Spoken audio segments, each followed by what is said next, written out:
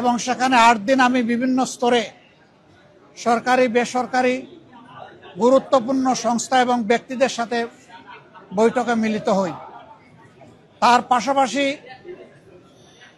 বিপুল সংখ্যক বাংলাদেশি যুক্তরাষ্ট্রে যারা বসবাস করেন, অল্প সময়ের মধ্যে 4টা শহর আমার পক্ষে যাওয়া সম্ভব হয়েছিল, যার কারণে আগ্রহ থাকা সত্ত্বেও, চেষ্টা থাকা সত্ত্বেও অনেকেই কিন্তু ভোটার হতে পারেননি।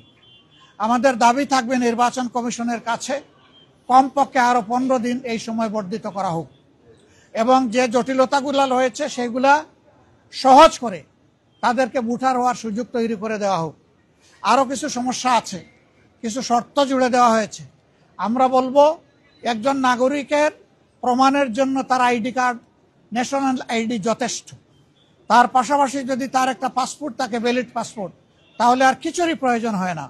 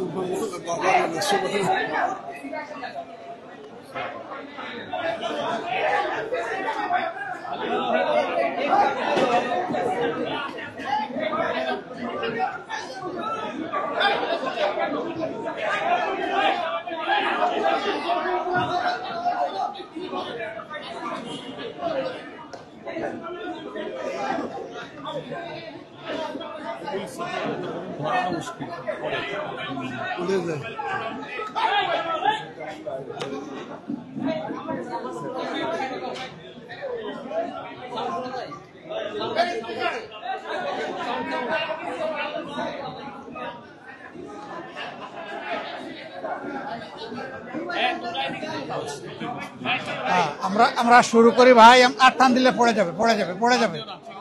আহা, এই তো পড়ে যাবে।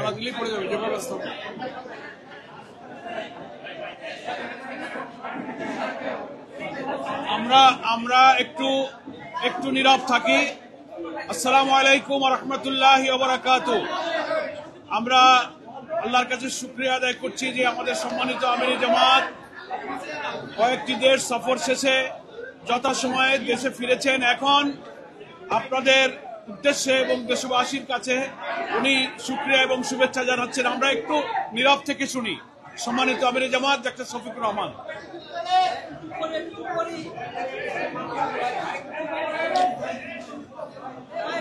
ভলান্টিয়ারই তো গরম হয়ে গেছে। আসসালামু আলাইকুম ওয়া রাহমাতুল্লাহ। সালামের জবাব দিতে হবে ভাই, আমি আবার সালাম দিচ্ছি। আসসালামু আলাইকুম ওয়া রাহমাতুল্লাহ। আপনারা সবাই ভালো আছেন? সম্মানিত সাংবাদিক বন্ধুগণ, আজকে আমার সাথে এখানে বাংলাদেশ জামায়াতে ইসলামীর 2 জন নায়েবে আমির, সেক্রেটারি জেনারেল সহ কেন্দ্রীয় নেতৃবৃন্দ রয়েছেন।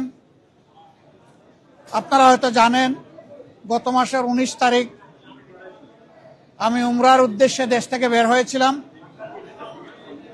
3 দিনে উমরা সম্পন্ন করার পরে 22 তারিখ সকাল 9টায় আমেরিকার JFK এয়ারপোর্টে আল্লাহর মেহেরবানিতে আমি পৌঁছি এবং সেখানে 8 দিন আমি বিভিন্ন স্তরে সরকারি বেসরকারি গুরুত্বপূর্ণ সংস্থা এবং ব্যক্তিদের সাথে বৈঠকে মিলিত হই। তার পাশাপাশি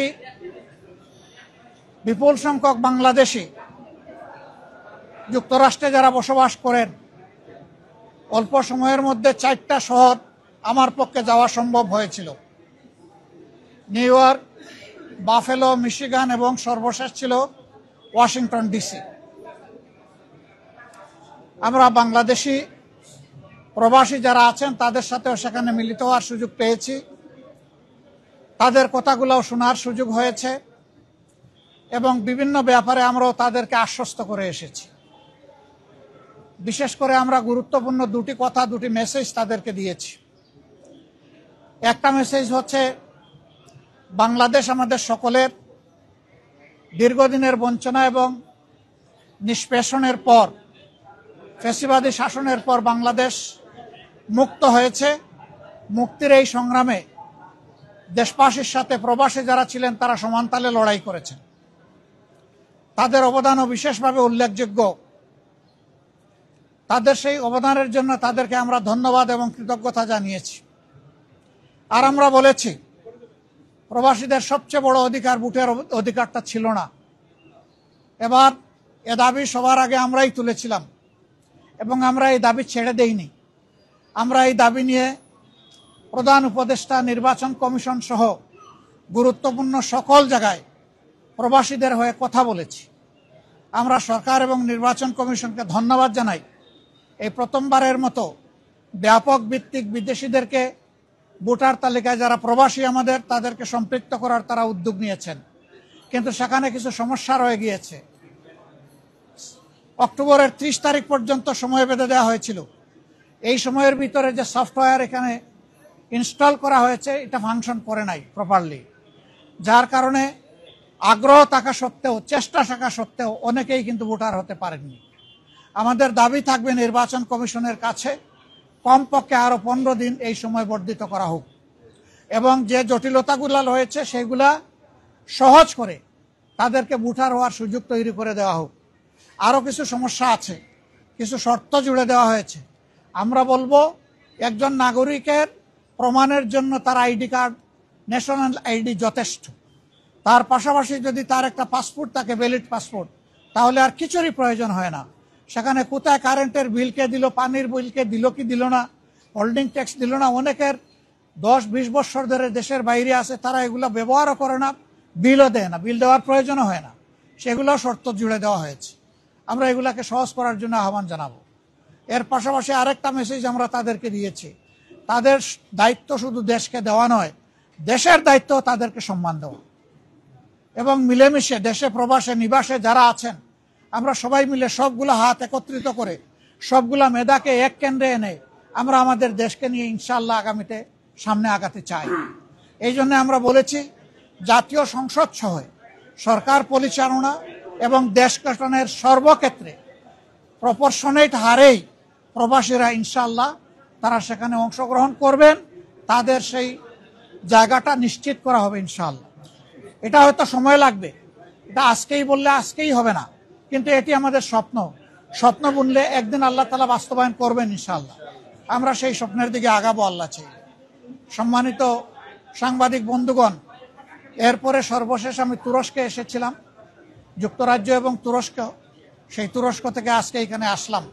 সেখানেও সরকারি বেসরকারি বিভিন্ন পর্যায়ে আমার অত্যন্ত গুরুত্বপূর্ণ মিটিং হয়েছে। আর বাংলাদেশি ডায়াসপোরা আছে যারা, তাদের সাথেও আমার বসা হয়েছে, তাদের কথাও শোনার সুযোগ হয়েছে। আমি আসলে নিজের কোনো প্রয়োজনে দেশ থেকে বের হইনি। আমি বের হয়েছিলাম দেশ এবং জনগণের প্রয়োজনে।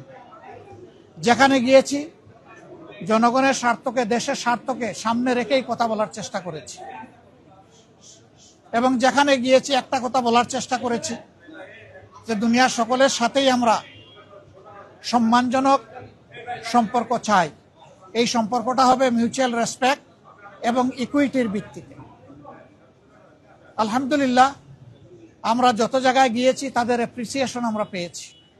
তারাও মন খুলে আমাদের সাথে কথা বলেছেন, আমরাও মন খুলে আমাদের সবগুলা বিষয় তাদের সাথে শেয়ার করেছি।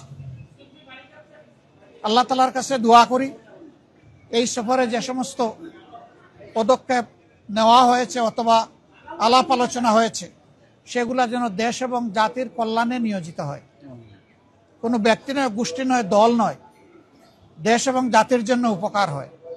আপনারা এত সকালে এখানে কষ্ট করে এসেছেন, আমি সবাইকে ধন্যবাদ জানাবার আগে আরেকবার আপনাদের আন্তরিক সহযোগিতা কামনা করব। আসলে আপনারা জাতির, ব্যক্তিগতভাবে জাতির বিবেক, আর আপনাদের হাউসগুলো দর্পণ। আমরা সমাজের এই দর্পণ এবং জাতির বিবেকের কাছে দেশ গড়ার অভিযাত্রায় জামাতে ইসলামী যে সমস্ত কর্মসূচি ঘোষণা করছে যা দেশ এবং জাতির কল্যাণে, আমরা এই সবগুলোতে আপনাদেরকেও আমাদের সাথে চাই। কারণ আপনারা এই সমাজ থেকে বিচ্ছিন্ন নন, আপনারা শুধু সাংবাদিক নন, আপনারা এই দেশের নাগরিকও বটে। অতএব আমরা যে নাগরিক অধিকারটা নিশ্চিত করে একটা মানবিক বাংলাদেশ গড়তে চাই, বৈষম্যহীন বাংলাদেশ গড়তে চাই, এই ক্ষেত্রে আপনাদের ভূমিকা হবে অগ্রগণ্য, সেটা আমরা প্রত্যাশা রাখি। কারণ সাংবাদিকরা যখন জাতির কল্যাণের সিদ্ধান্ত নেন, জাতি তখন কল্যাণের পথ খুঁজে পায়। আল্লাহ রাব্বুল আলামিন আপনাদেরকে জাতির কল্যাণে কবুল করুন। সবাইকে আরেকবার ধন্যবাদ। আসসালামু আলাইকুম ওয়া রাহমাতুল্লাহ। আপনি নতুন করে আমির নির্বাচিত হয়েছেন, আপনার অনুভূতি জানতে চাই। আর গতকালকে বিএনপি তাদের দলীয় মনোনয়ন ঘোষণা করেছে বিভিন্ন সংগঠনে, আপনারা কবে করতে যাচ্ছেন এই দুইটা যদি একটু বলেন। আলহামদুলিল্লাহ। প্রথম প্রশ্ন হলো আমি আমির নির্বাচিত হয়েছি না, আমি আমির নির্বাচিত হইনি।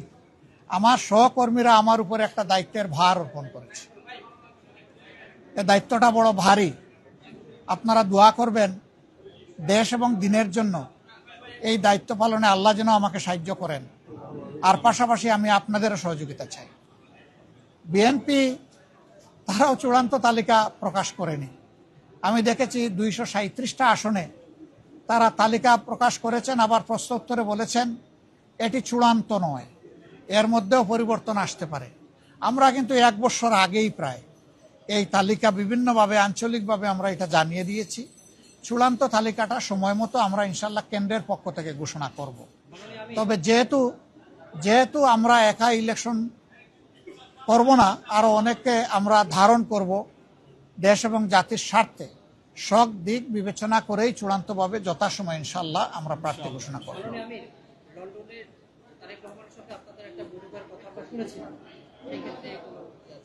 আপনারা শুনেছেন, আমি শুনি নাই।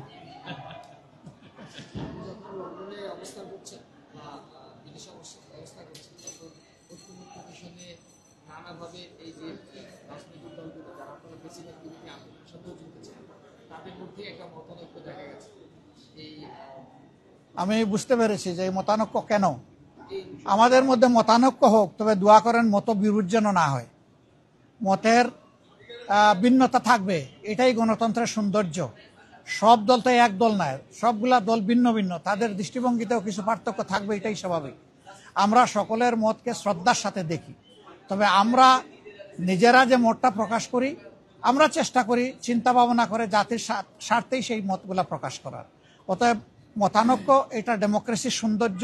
এটার জন্য এখানে বিরোধ লেগে গেছে অথবা অনেককে একেবারে দেশ অস্থির হয়ে গেছে, আমরা এটুকু চিন্তা করতে রাজি নই।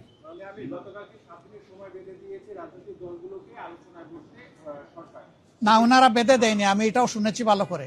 ওনারা অনুরোধ করেছে যে 1 সপ্তাহ সময়ের ভিতরে রাজনৈতিক দলগুলা বসে যদি একটা কনসেনসাসে পৌঁছতে পারে, সরকারের জন্য এটা ভালো।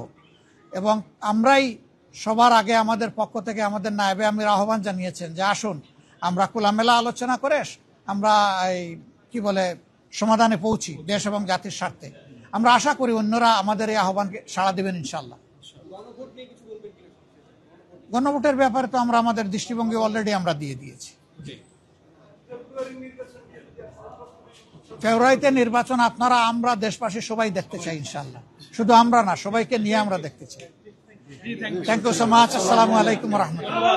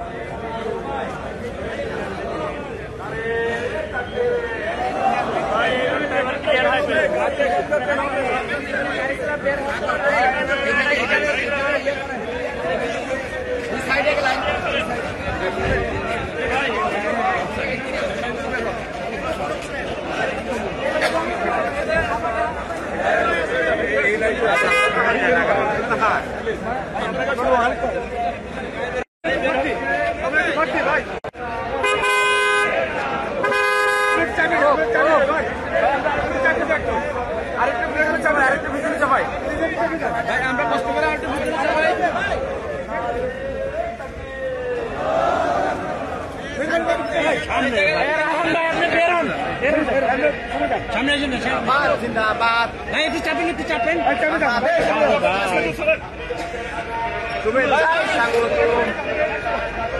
আমিরে জামাতের আগমন শুভেচ্ছায় স্বাগত আমিরে জামাতের আগমন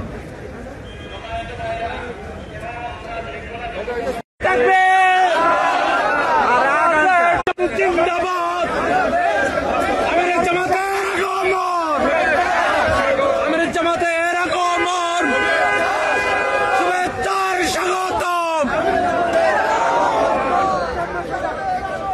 শুভেচ্ছায় স্বাগতম